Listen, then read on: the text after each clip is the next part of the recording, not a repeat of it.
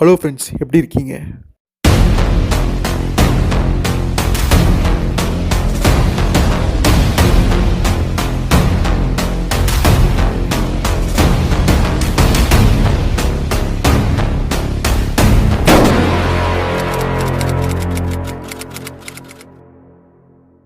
Hello friends, எப்படி இருக்கீங்க? லார்கோவிச் அப்படின்னாலே நமக்கு ஞாபகம் வர்றது நம்ம அயன்மேன் டோனி ஸ்டார்க் தான். ஸோ அயன்மேன் சூப்பர் ஹீரோ அப்படிங்கிற அந்த விஷயங்களை தவிர்த்துட்டு பார்க்கும் பொழுது லார்கோவிச்சுக்குமே மற்ற எல்லா விஷயங்களுமே பொருந்தும். கிட்டத்தட்ட நம்ம டோனி ஸ்டார்க் மாதிரியே தான் இவருடைய கேரக்டருமே. ஏன்னா அவர் ஒரு சூப்பர் ஹீரோ, இவர் ஒரு ஆக்ஷன் ஹீரோ, அவ்வளோதான் வித்தியாசம். மற்றபடி அந்த கேரக்டர்களுக்கு பெருசாக வித்தியாசம் இருக்காது நம்ம கம்பேர் பண்ணி பார்க்கும் பொழுது. ஸோ இன்றைக்கி லார்கோவிச்சுடைய அந்த தொடர் வரிசையில் அடுத்த மூணாவது ஒரு கதையை வந்து பார்க்க போகிறோம். என்னதான் தனித்தனி கதைகளாக இவருடைய கதைகள் இருந்தாலுமே இதுக்கு முன்னாடி பார்த்த கதைகளுடைய ஒரு தொடர்ச்சியாக தான் இருக்கும். அதில் சம்மந்தப்பட்ட எல்லா விஷயங்களுமே இதுலேயும் தொடர்றதை நீங்கள் பார்க்க முடியும். ஸோ இதை டைரெக்டாக பார்க்கும்பொழுது உங்களுக்கு புரியுமான்னு கேட்டால் கண்டிப்பாக ஒரு கதையாக புரியும். பட் இதுக்கு முன்னாடி அந்த ரெண்டு பாகங்களையும் பார்த்துட்டு வந்தீங்கன்னா தான் உங்களுக்கு இந்த கதையோட கனெக்ட் ஆக முடியும், பெட்டராக வந்து உங்களால் புரிஞ்சிக்க முடியும். குறிப்பாக ஒரு சில கதாபாத்திரங்கள் இதில் ரிட்டர்ன் ஆகும். ஸோ அதெல்லாமே நீங்கள் பழைய வீடியோக்கள் அந்த கதைகளை பார்த்துட்டு வந்தால் மட்டும்தான் இன்னும் ஈஸியாக உங்களுக்கு இருக்கும். ஸோ இன்றைக்குமே ஒரு சூப்பரான ஒரு லார்கோவிச் கதை வந்து நம்ம பார்க்க போகிறோம். இந்த தடவை அவர் அந்த டபிள்யூ குழுமத்துக்கு தலைவராயிட்டாரு. அதுக்கப்புறம் எல்லாமே சுமூகமாக அவர் நினச்சபடி அந்த குழுமத்தை நிர்வகிச்சாரா இல்லையா, இல்லை வேறு ஏதாவது பிரச்சனைகள் எல்லாமே வந்துச்சா அப்படிங்கிறது எல்லாமே இங்கே நம்ம பார்க்க போகிறோம். வாங்க வீடியோக்குள்ளே போயிடலாம்.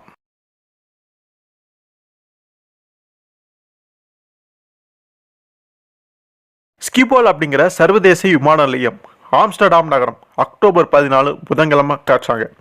அங்கே ஒரு நபருக்காக ரெண்டு பேர் வந்து வெயிட் பண்ணிட்டு இருக்காங்க. அந்த நபருமே அங்கே வந்து சேர்ந்தோடனே, மிஸ்டர் லாசன் வாங்க, நாங்கள் வந்து ஹாலந்து போலீஸார் உங்களுக்காக தான் காத்திருக்கோம் அப்படின்னு சொல்லும் பொழுது அந்த நபர் அங்கே அதிர்ச்சி அடைகிறாரு. என்ன எதுக்காக கூப்பிடுறீங்க? என்னோட பேர் வந்து நோப், நான் வந்து ஜெர்மனி நாட்டவன், நீங்கள் ஏதோ வேறு பேரை சொல்லி கூப்பிட்றீங்களே அப்படின்னு அவர் சொல்கிறாரு. எதுக்கு வாங்க செக் பண்ணிடலாம் அப்படின்னு சொல்லிட்டு ஒரு தனி ரூமில் கொண்டு போய் அவரை உட்கார வச்சு விசாரிக்க ஆரம்பிக்கிறாங்க. அவருமே சொல்கிறாரு, இதனுடைய பாஸ்போர்ட், நான் வந்து ஒரு ஐடி கன்சல்டண்ட்டாக வேலை பார்க்குறேன் அப்படின்னு அவருடைய டேட்டாஸ் டீட்டெயில்ஸ் எல்லாமே கொடுக்குறது இருந்தாலுமே அவங்க அது எதுவுமே கண்டுக்கல. உங்களுடைய கண்ணாடியை கழட்டுங்க அப்படின்னு சொல்லிட்டு கண்ணாடியை கழட்டினதுக்கப்புறமா அவருடைய மீசையும் தலைமுடியும் அப்படியே பிச்சு எடுக்கிறாங்க. அப்போ தான் தெரியுது அது போலி அப்படிங்கிறது. ஸோ மனுஷன் மாறு வேஷத்தில் வந்திருக்காரு. அதை எப்படியோ தெரிஞ்சுக்கிட்டு தான் அவங்களுமே அவனை விசாரிக்க வந்திருக்காங்க. ஸோ நீங்கள் என்னை கண்டுபிடிச்சிட்டிங்க, ஓகே, ஒரு வகையில் எதுவும் நல்லதுக்கு தான் அப்படிங்கிற மாதிரி அவனும் சொல்கிறான். ஸோ அவனுடைய பேர் லார்சன் அப்படிங்கிறதுல எந்த சந்தேகமும் இப்போ நமக்கு இல்லை. ஸோ நான் எல்லா உண்மையுமே சொல்லிடுறேன், என்னை விட்டுருங்க அப்படிங்கிற மாதிரி சொல்கிறான். நீ சொல்ல நினைக்கிறத வந்து கமிஷனர்கிட்ட சொல்லு அப்படின்னு சொல்லிட்டு போலீஸ் ஸ்டேஷனும் ஏதோ ஒரு இடத்துல வந்து அவனை வச்சிருக்கிறாங்க. ரொம்ப நேரமாக அந்த ரூமில் தனியாக இருப்பான் போல இருக்குது. அந்த டேபிளில் ஃபோன் இருக்குது, அதை ஃபோன் பண்ணி பேசலாம், யாருக்காவது ஹெல்ப் இது கேட்கலாம் அப்படின்னு நினச்சி ட்ரை பண்ணுறேன். அப்படி ஆனால் இணைப்பு துண்டிக்கப்பட்டிருக்குது, கனெக்ஷன் இல்லை. ஸோ அப்போ அந்த ரூம்குள்ள ரெண்டு பேர் நுழையிறாங்க. அதில் ஒரு நபர் வந்து அந்த லார்சனுக்கு தெரிஞ்சிருக்குது. அவன் ஷாக் ஆகுறான். காஷ் நீயா அப்படிங்கிற மாதிரி கேட்குறான். கூட அவனுடைய அடியாளா யாருன்னு தெரியல, கையில் ஒரு பெரிய கத்தி வச்சுருக்கான். ஐயோ என்னை காப்பாற்றுங்க அப்படிங்கிற மாதிரி கதறான். ஆனால் அவன் போடுற கூச்சலோ சத்தமோ வெளியில் கேட்க போகிறது கிடையாது. அந்த மாதிரியான ஒரு ரூம் தான் அது. ஸோ அந்த கார் சொல்கிறான், இந்த மாதிரி நீ சொல்லாமல் கொள்ளாமல் இந்த மாதிரி வெளியில் ஓடி வந்தது ரொம்ப ஒரு தப்பான முடிவு, நீ இப்போ மாட்டிக்கிட்ட அப்படின்னு சொல்கிறான்.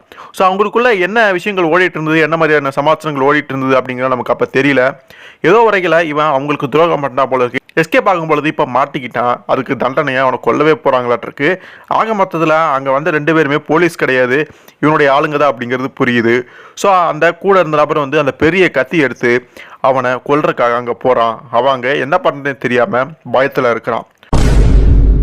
ஸோ அதுக்கடுத்து நம்ம காட்டுறாங்க, அடுத்த நாள் வியாழக்கிழமை வந்து பாரிஸில் ஒரு ஆடம்பரமான ஒரு ஹோட்டலுடைய திறப்பு விழா. அங்கே நம்ம லார்கோவிச்சுடைய டபிள்யூ குழுமத்தின் தான் வந்து சில விஷயங்களை அரேஞ்ச் பண்ணியிருக்காங்க. அதில் நிறைய பணக்காரர்கள், பெரும்புள்ளிகள், தூதரக அதிகாரிகள், இந்த மாதிரி நிறைய பேர் வந்து அங்கே கலந்துக்கிட்டு இருக்காங்க.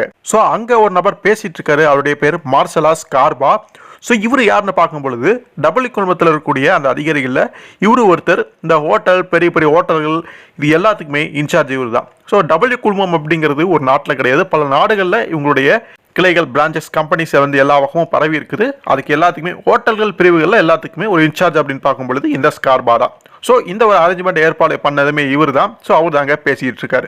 அவர் பேசி முடிச்சதுக்கப்புறம் லார்கோ வந்து பேசுறதுக்கு அழைக்கிறாரு. நம்ம லார்கோவும் அங்கே வந்து பேசுகிறாரு.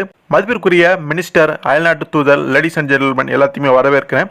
கையில் கத்தி பிடிச்சது எனக்கு பழக்கம், ஆனால் இந்த தடவை மைக்கு பிடிச்சி பேசுறது எனக்கு கொஞ்சம் ஒரு மாதிரி தான் இருக்குது. இருந்தாலுமே இந்த வாய்ப்பை பயன்படுத்திக்கிட்டு உங்களுக்கு நான் சில விஷயங்களை சொல்லணும்னு நான் நினைக்கிறேன். என்னுடைய வளர்ப்பு தந்தையை போலவே நானும் செர்பியாவில், குறிப்பாக மாண்டினெக்ரோவில் பிறந்தவன் அப்படிங்கிறதுல எந்த சந்தேகமும் கிடையாது. 2 வயசு இருக்கும்போது நான் என்னுடைய தாய் மண்ணை தாண்டி வந்துட்டேன். அப்படி இருந்துமே அங்கே நடக்கக்கூடிய போர் ரத்த கலரிகளை கண்டும் காணாமல் இருந்தது கிடையாது. அதை நினச்சி நான் ரொம்பவே கவலைப்பட்டிருக்கேன். மனிதனுடைய கண்டுபிடிப்புகள்லேயே ரொம்ப பழமையானதும் ரொம்ப கேவலமானதும் போர் செய்யக்கூடிய பழக்கம் தான் அப்படிங்கிறது என்னுடைய அபிப்பிராயம். இந்த யுத்தம் அப்பாவி பொதுமக்களுடைய வாழ்க்கையில ஒரு தினசரி அங்கமாகிறது. மனிதகுல நாகரிகத்தையே ஒரு கேள்விக்குறியா மாத்திருது. இன்னைக்கு போஸ்னியாவில், கம்போடியாவில், சோமாலியாவில், சிரியாவில், மாலையில் நடக்கிறது எல்லாமே இதுதான். ஸோ இந்த பாலா போன யுத்தத்தால் பாதிக்கப்படக்கூடிய நபர்கள் சின்னஞ்சிறு குழந்தைகளா மட்டும்தான் இருக்கிறாங்க. ஸோ அவங்களுடைய வாழ்க்கைகளை சீரமைக்கக்கூடிய நோக்கத்தில் ஒரு அமைப்பு உருவாக்குறது நான் தீர்மானிச்சிருக்கேன். யுத்தத்தில் நசிந்த சிறார்களின் நலமையம். போரோட பாதிப்புனால கை கால்கள் அங்கங்கள் இழந்தவங்க, மனநல பாதிக்கப்பட்ட இப்படிப்பட்ட சின்னஞ்சிறு குழந்தைகள் இருப்பாங்கல்ல, அவங்கள நாடு, மொழி, இனம், மதம் எந்த ஒரு பாகுபாடுமே பார்க்காம அரவணைச்சு அவங்களுடைய வாழ்க்கைக்கு ஒரு புது அர்த்தம் கொடுக்கறதா என்னுடைய நோக்கம். அதாவது இந்த அமைப்பு அதில் லட்சியமாக கொண்டு செயல்பட போகுது. என்னுடைய சக்திகளுக்கு உட்பட்டு எல்லா விதங்கள்லையுமே இந்த அமைப்புக்கு நான் துணை நிற்க போறேன். த வின்ச் ஃபவுண்டேஷன் ஃபார் சில்ட்ரன் இனிமே டபிள்யூ குழுமத்துக்கு அந்த பிரம்மாண்டமான திட்டத்துக்கு ஒரு தொடக்கம் கொடுக்கறதுக்கு தொடர்ந்து அதை நிர்வகிச்சு வர்றதுக்கு நான் தேர்ந்தெடுக்கக்கூடிய ஒரு அற்புதமான பெண்மணி மிஸ் கேத்தி பிளாக்மேன் உங்களுக்கு அறிமுகம் செஞ்சு வைக்கிறதுல எனக்கு ரொம்பவே மகிழ்ச்சி. இந்த கடினமான பணியினை கேத்தி சிறப்பாக ஏற்று நடத்துவா அப்படிங்கிற எனக்கு எந்த சந்தேகமே கிடையாது. அதுக்கு உதவிட போறது என்னுடைய அப்பாவுடைய வலதுகரமாகவும் அவருடைய விசுவாசமான சகாவமான ஜான் சல்லிவன் தான். மிஸ்டர் சல்லிவன் வேண்டுகோளுக்கு எனக்கு அவரை குழுமத்துடைய நிர்வாக தலைவர் பொறுப்புல இருந்து விடுவிச்சிருக்கேன். அந்த பொறுப்பை என்னுடைய வசமே நான் வச்சுக்கிட்டேன். இருந்தாலுமே மிஸ்டர் சல்லிவன் வந்து என்னுடைய அந்தரக ஆலோசகராக எப்பவுமே தொடர்ந்து செயல்படுவார். இதன் காரணமாக குழுமத்துடைய மத்திய கட்டமைப்பாளராக சாதித்து வரக்கூடிய மிஸ்டர் ட்வைட் கோக்ரண்ட் இனி செகண்ட் இன் கமாண்ட் என்பதா 2வது கட்டத்துக்கு முன்னேறாரு. இதோட நான் என்னுடைய உரையை முடிச்சுக்கிறேன் அப்படின்னு லார்கோ அங்கே ஸ்பீச்சை முடிக்கக்கூடிய நேரத்தில் ஒரு நபர் அங்கே கேள்வி கேட்கிறாரு. பணிமாற்றங்கள் குறித்து நீங்கள் பேசுனீங்க, அதில் உங்களுடைய நண்பர் சைமன் வந்து வின்சேருடைய பிரசிடென்ட்டா நியமிச்சிருக்கிறதா நாங்கள் கேள்விப்பட்டோம், அந்த தகவல் உண்மை அப்படின்னு கேட்கும் பொழுது, ஆமாம், எஸ், நான் தான் வந்து என்னுடைய நண்பனை வின்சேருக்கு பிரசிடென்ட்டாக இப்போதைக்கு நியமிச்சிருக்கேன். அது வந்து தற்காலிக ஏற்பாடு தான். திறமையான ஒரு மாற்று நபர் கிடைக்கிற வரைக்கும் இப்போதைக்கு சைமன் தான் அந்த பொறுப்பில் இருக்க போறாரு. மிஸ்டர் கோக்ரைனுமே இந்த விஷயத்தை ஒத்துக்கிட்டதா லார்கோ அங்கே சொல்றாரு. ஸோ போது நம்ம இதோட முடிச்சுக்கலாம். என்னுடைய அருமை நண்பர் ஸ்கார்பா வந்து இதுக்கு மேலே வந்து பொறுமையாக இருக்க மாட்டாரு. ஸோ விருந்து ஆரம்பிச்சா அப்படின்னா அவருடைய முகத்திலுமே புன்னகை வரதை நம்மளால பார்க்க முடியும் அப்படின்னு அவர் அங்கே ஸ்பீச்சை முடிக்கிறாரு. அவருடைய ஸ்பீச்சை கேட்ட பல பேருமே அங்கே பாராட்டி கிளாப் பண்ணுறாங்க. ஸோ அதுக்கப்புறம் லார்கோவை சந்திக்கிறதுக்காக ஒரு நபர் அங்கே வராரு.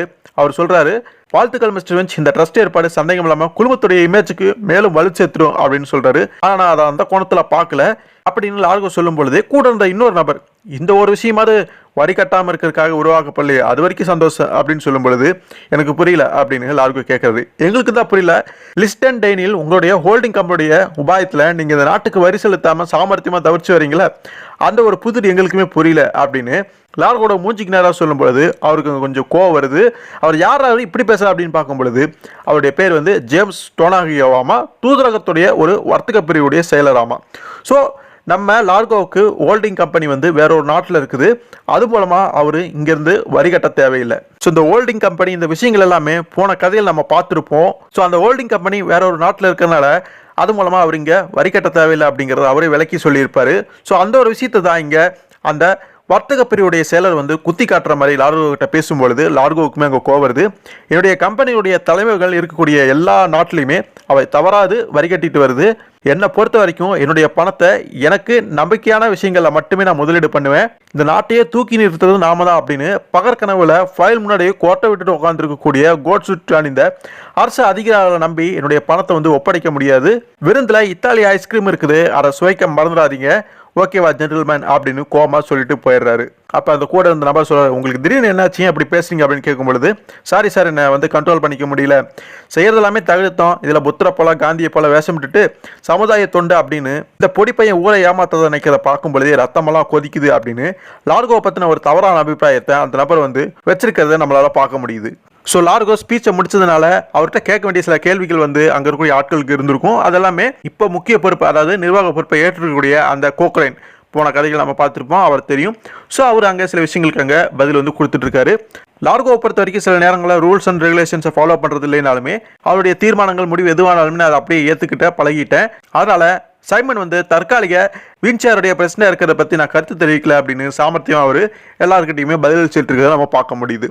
ஸோ அந்த கேத்தி, அதாவது இப்போ அந்த குழந்தைகளுக்கான அந்த ஃபவுண்டேஷன் வந்து ரெடி பண்ணியிருக்கிறதா அவர் சொல்லியிருப்பார். அதுக்கு பொறுப்பாக அந்த பொண்ணை தான் வந்து அவர் போட்டிருப்பார். அது சம்மந்தமாக வந்து லார்கோவா அந்த பெண் அப்புறம் இப்போ ரிட்டையர் ஆகிட்டாரு. அவர் அந்த இதுக்கு முன்னாடி வரைக்கும் அந்த குழுமத்துக்கு முழு நிர்வாக பொறுப்பு அவர்கிட்ட தான் இருந்தது. அந்த சலிவன் அவருமே அங்கே இருக்கிறாரு. அவங்க பேசிக்கிறாங்க, இப்படி ஒரு போரில் நசிந்த குழந்தைகளுக்கான புதுவாழ்வு சம்மந்தப்பட்ட பொறுப்பு நான் உனக்கு கொடுத்துருந்தாலுமே அதை ஏற்று நடத்துங்கிறது சாதாரண விஷயமா இருக்காது, ரொம்பவே ஒரு கஷ்டமான விஷயம் தான். இருந்தாலும் நீ நடத்திட நம்பிக்கை எனக்கு இருக்குது அப்படின்னு லார்கோ சொல்லும் பொழுது அது அவளுமே ஏற்றுக்கிறா. கிட்டத்தட்ட அவளுமே அதை தான் சொல்லிட்டு இருக்கா. அந்த சமயத்தில் அந்த ஹோட்டலுடைய பிரிவு தலைவர் ஸ்கார்பா அவர் தானே ஃபர்ஸ்ட் பேசியிருப்பாரு. அவர் லார்கோவை கூப்பிட்டு தனியாக தான் பேசுறாரு. வின்சி அறையும் சுற்றுலா பிரிவு இப்போ நீங்க என்னோட இதோட இணைக்க போறீங்க, இப்போ 2 பேர் ஒன்னாக போறதுனால நிர்வாக செலவுமே ரொம்பவே குறைய போகுது. இதை பற்றி நம்ம ஏற்கனவே பேசியிருக்கோமே மிஸ்டர் ஸ்கார்பா அப்படின்னு லார்கோ வந்து சொல்றாரு. பேசியிருக்கா, ஆனால் சைமனுடைய அந்த நியமனம் அதுதான் கொஞ்சம் எனக்கு ஒரு மாதிரியா படுது அப்படின்னு சொல்லும் பொழுது சைமனை வின்சாருடைய பிரசிடண்டாக போட்டதில் யாருக்குமே அங்கே உடன்பாடு இல்லை அப்படிங்கிறது மட்டும் புரியுது. ஏன்னா சைமன் வந்து ஒரு ஜாலியான பேர் வழி எதையுமே கண்டுக்க மாட்டா. அப்படி அவருக்கு இந்த பொறுப்பு அது இதெல்லாம் கொடுத்தா அவர் சரியா செய்ய மாட்டார் அப்படிங்கிற விஷயம், அந்த நம்பிக்கைங்கிறது லார்கோவுக்கே இருக்கும். இருந்தாலும் தற்காலிக ஏற்பாடு தான் அங்கே போட்டிருக்காங்க. அப்போ அந்த ஸ்கார்பாவுடைய மனைவி ஒருத்தி இருப்பா, அந்த பெண் வந்து என்னையே அறிமுகம் பண்ணி வைக்கிறீங்களா அப்படின்னு அந்த பெண் வந்து லார்கோவுக்கு அங்கே அறிமுகமாகறான். அப்போ அந்த பெண் என்ன நினைச்சான்னு தெரியல, லார்கோவை கூட்டிட்டு வாங்க உங்கள்கிட்ட நான் கொஞ்சம் தனியாக பேசணும்னு அவங்க கூட்டிட்டு போய் பேசுகிறான். அப்படி என்னடா முக்கியமான விஷயங்கள் பேசுகிறாங்க அப்படின்னு பார்க்கும்பொழுது பெருசாக ஒன்றும் கிடையாது. அந்த பொண்ணுக்கு லார்கோவை பார்த்த உடனே வயிற்றுல பட்டாம்பூச்சிலாம் பறக்க ஆரம்பிச்சிச்சு போல இருக்கு. ஸோ தான் கணவன் அங்கே பக்கத்தில் எடுத்தாலுமே லார்கோ கிட்ட அந்த பெண் சில விஷயங்கள் அப்படி பேசும் பொழுது லார்கோவும் அதை பெருசாக எடுத்துக்காம வேடிக்கையாக ஜாலியாக எடுத்துக்கிட்டு ஜாலியாக அவங்க 2 பேருமே அங்கே பேசிக்கிட்டு இருக்காங்க. அப்போ அங்கே இருந்த பட்லர் வந்து ஒரு ஸ்பெஷல் ஐட்டத்தை, ஒரு ஃபுட்டை வந்து அங்கே கொண்டு வராரு. அவர் சொல்கிறாரு, லேடிஸ் அண்ட் ஜென்டில்மென், மிஸ்டர் லார்கோவின்ஸுக்கு ஒரு சிறப்பான ஒரு ஸ்பெஷல் ஐட்டம் கொண்டு வந்திருக்கு அப்படின்னு அதை வந்து திறக்கிறார். திறக்கும் பொழுது எல்லாருக்குமே பெரிய ஒரு அதிர்ச்சி. ஏன்னா அங்கே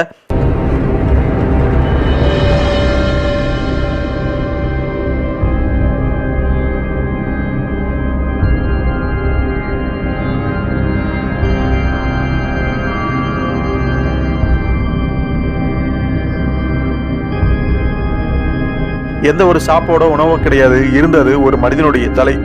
அது வேற யாரும் கிடையாது, அந்த ஏர்போர்ட்ல லாசனை பிடிச்சிட்டு போய் கொண்டிருப்பாங்களே அவனுடைய தலை தான் அங்கே வச்சிருக்காங்க. ஸோ இது பேரதிர்ச்சி அவங்களுக்கு அங்கே இருக்குது.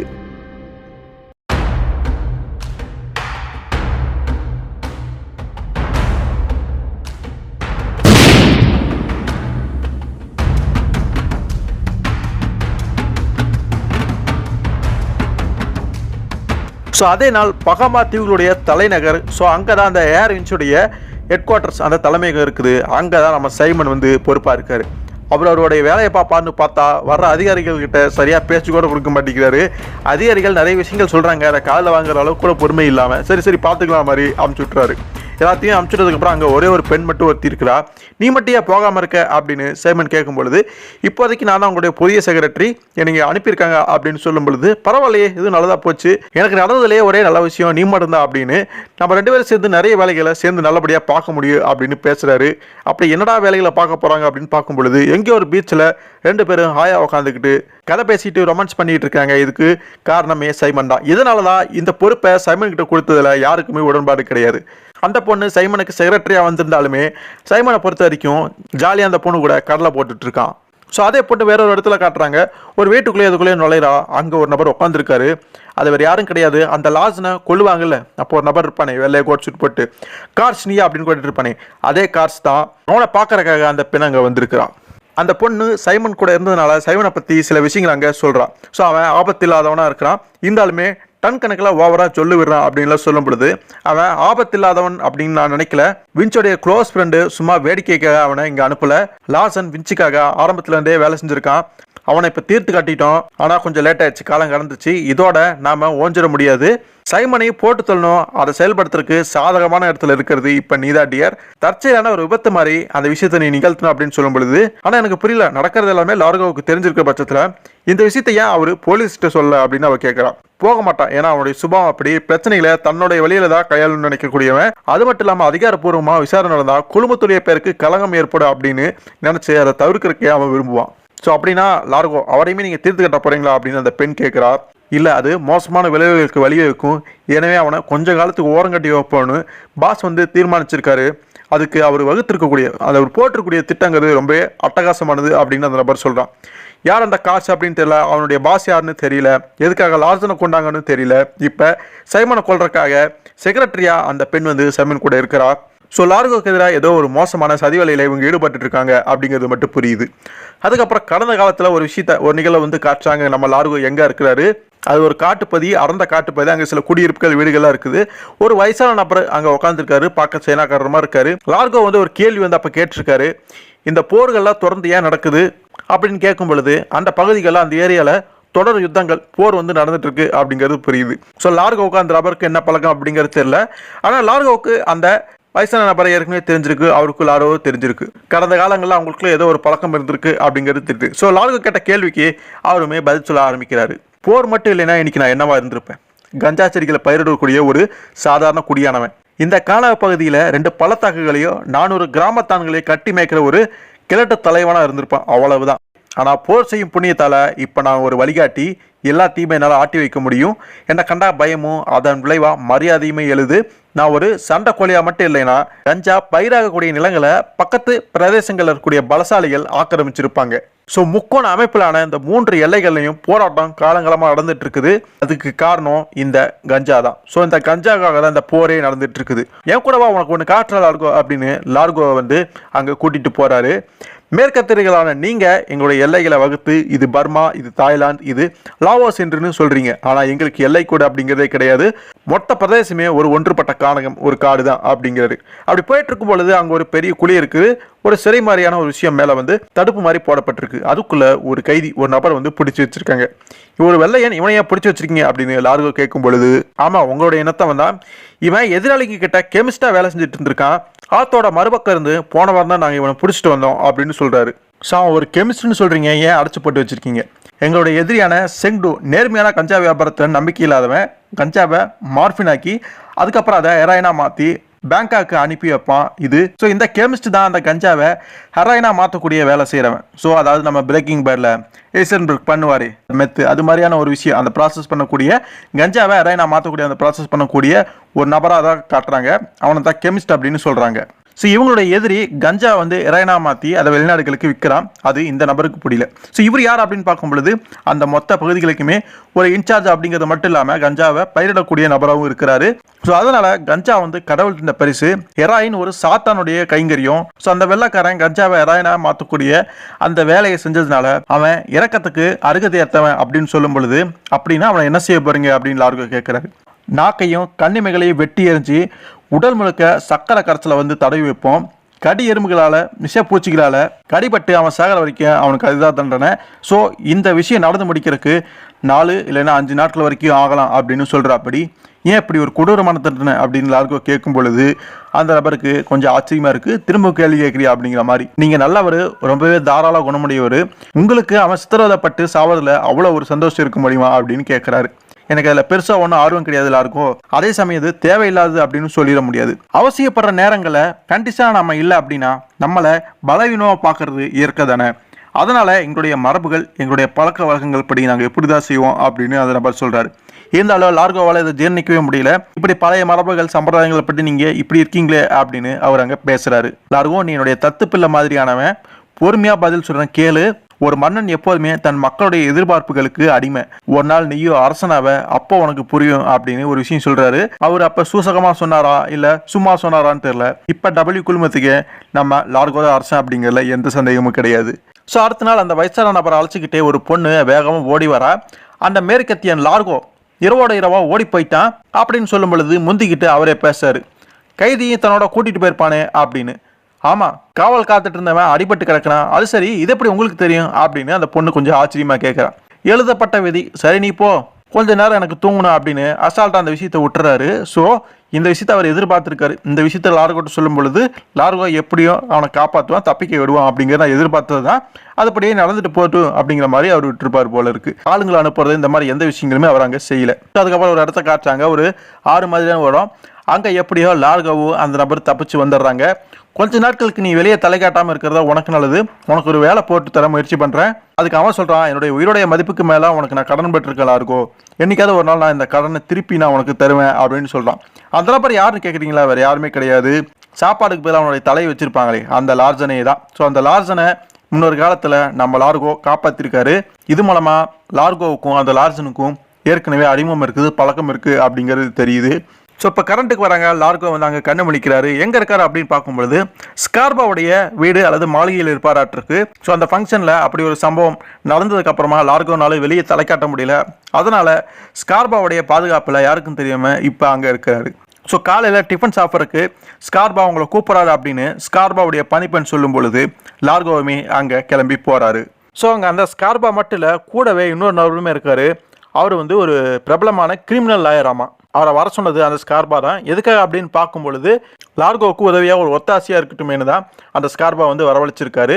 அதுக்கு லார்கோ சொல்கிறாரு, நீங்கள் ரொம்ப அவசரப்படுற மாதிரி தெரியுது, இந்த நிமிஷம் வரைக்கும் எந்த குற்றச்சாட்டுமே சுமத்தப்படலை நான் தெரிஞ்ச வரைக்கும் அப்படின்னு சொல்லும் பொழுது உண்மைதான், ஆனால் உங்களுடைய அந்தஸ்தில் இருக்கவங்க சட்டம் சம்மந்தப்பட்ட விவகாரங்களை முன்ஜாக்கிரதையாக இருக்கிறது நல்லது தானே அப்படின்னு அவர் அந்த விளக்கத்தை கொடுக்குறாரு. இருந்தாலுமே லார்கோக்கு அங்கே புரியல.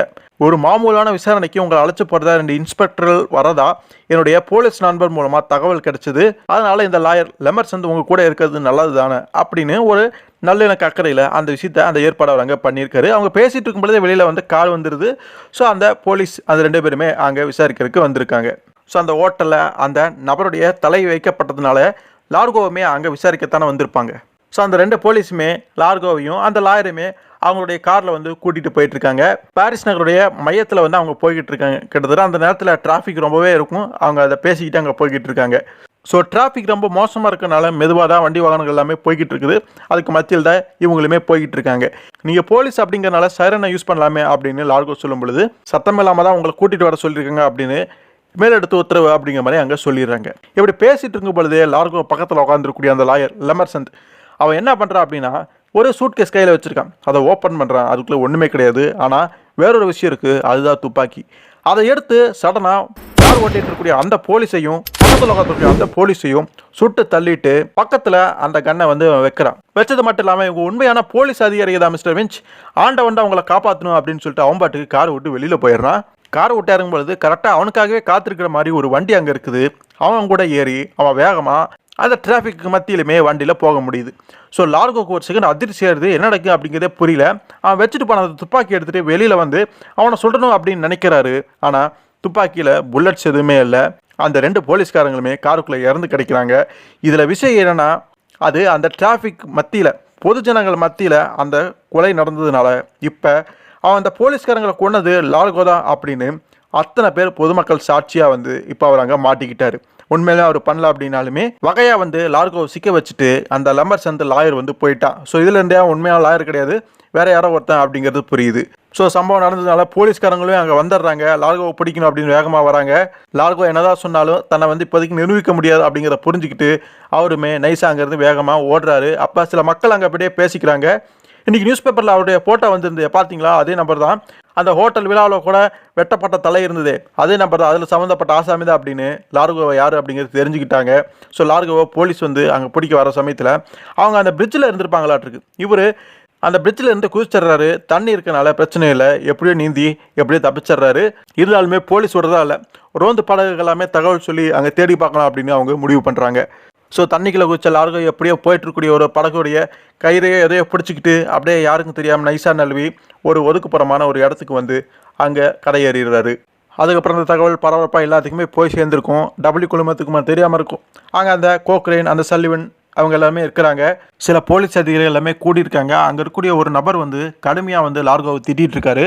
உங்களுடைய பாஸ் அந்த சின்ன பையனுடைய பழைய வாழ்க்கையை பற்றி நமக்கு என்ன தெரியும்? இதுக்கு முன்னாடி பல பேர் அவன் தற்காப்புக்காக கொண்டிருக்கான். ஆனால் அது அத்தனையுமே துளியும் தயக்கமும் இல்லாத நிதானமான கொலைகள். வில்லங்கம் இல்லாத இளம் கோடீஸ்வரன். பத்திரிக்கைக்காரங்க தான் அநியாயத்துக்கு பழி போடுறாங்கன்னு அவனுக்கு வக்காலத்தை மட்டும் வாங்காதீங்க ஜான். அதுவும் டோனாகியோ அந்த வர்த்தக செயலர் அவர் சொல்ல போகிற கதையை கேட்டால் உங்களுக்கு ஹார்ட் அட்டாக்கே வந்துடும். நாடு பல மோசமான பொருளாதார நெருக்கடியில் சிக்கி தவிக்கூடிய இந்த சூழலை உங்களுடைய குழுமம் சிதறண்டு போகிறத அரசாங்கம் சும்மா வேடிக்கை பார்த்துட்டு இருக்காது. விஞ்ச் தொடர்ந்து உயிரோடு இருக்கிறது தான் எல்லாத்துக்குமே நல்லது. ஏதாவது ஒரு அசைலத்தில் மனநல காப்பகத்தில் ஆயுள் விருந்தினராக இருக்கிறதா நல்லதுன்னு அவனுக்கு வாரிசு அப்படின்னு யாரும் இல்லைங்கிறதுனால சொத்துக்களை நிர்வகிக்க நீதித்துறை உங்களை தான் நியமிக்கும் கோக்கரேன். நிதானமாக யோசிச்சு பாருங்க. இப்போ என்னுடைய வாழ்த்துக்களையுமே தெரிவிச்சுட்டு நான் கிளம்புறேன் அப்படின்னு லார்கோவை திட்டிட்டு நிலவரத்தை எடுத்து சொல்லிட்டு அந்த நம்ம அங்கே போயிடுறாரு. அவர் போலீஸா யார் என்னன்னா நமக்கு தெரியல. அப்போ அங்கேருந்து அந்த வர்த்தக செயலர் டோனாகியோ அவர் வந்துடக்கூடிய 2 நபர்களை அறிமுகப்படுத்தி வைக்கிறாரு. ஒருத்தர் மேஜர் மால்கோமாமா, அவர் ஸ்காட்லாந்து யாருடைய போதைப் பொருட்கள் துறை தலைமை அதிகாரி. இன்னொருத்தர் கமிஷனர் கரேல், ஹாலந்து போலீஸில் போதைப் பொருள் கடத்தல் தடுப்பு பிரிவினுடைய தலைவராமா. இந்த கூட்டத்தில் கலந்துக்கிறதுக்காகவே இவங்க 2 பேரும் வந்திருக்காங்க அப்படின்னு சொல்லும் பொழுது கோக்கரேன் அங்கே கோவப்படுறாரு. இங்கே என்ன நடக்குது டொனாகியோ? போதை கடத்தல் அதிகாரிகளோட சந்தித்து பேச எங்களுக்கு என்ன அவசியம் இருக்க முடியும் அப்படின்னு கேட்குறாரு. இருக்குது நிறையவே. கற்பனைகளுக்கும் அப்பாற்பட்ட பெரியதொரு அளவிலான ஹெராயின் கடத்தலில் நம் நண்பர் லார்கோ ஈடுபட்டிருப்பதாக நம்பகமான தகவல் கிடைச்சிருக்கு அப்படின்னு சொல்றாரு. இது சொல்லும் பொழுது ஒரு பக்கம் அதிர்ச்சி அவங்களுக்கு இருந்தாலுமே இங்க நம்ம சைமன் இருக்கக்கூடிய அந்த இடத்த காட்டுறாங்க. அங்க சைமனை சுற்றி இருக்கக்கூடிய சில அதிகாரிகள் நம்ம கிட்ட 17 ஜம்போ விமானங்கள், 28 நடுத்தர விமானங்கள், 34 சிறிய ரக விமானங்கள் மட்டுமே இருக்குது.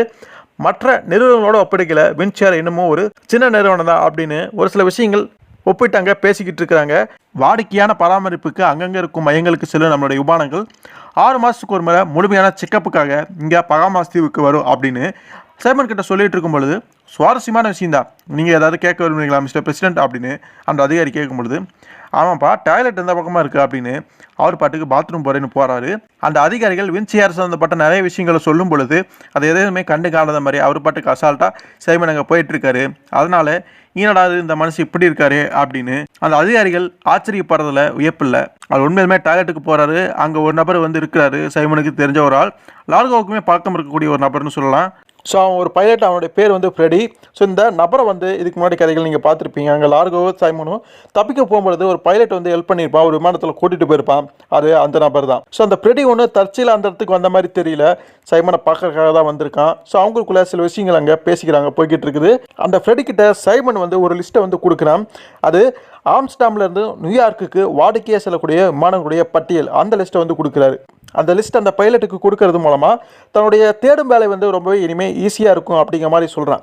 அங்கே பைலட் பேசுகிறான், நம்ம ஆட்களில் இங்கே 2 பேரையும் நியூயார்க்கில் 3 பேரை ஏற்பாடு பண்ணியிருக்கேன், கண்டுபிடிச்சிடலாம்.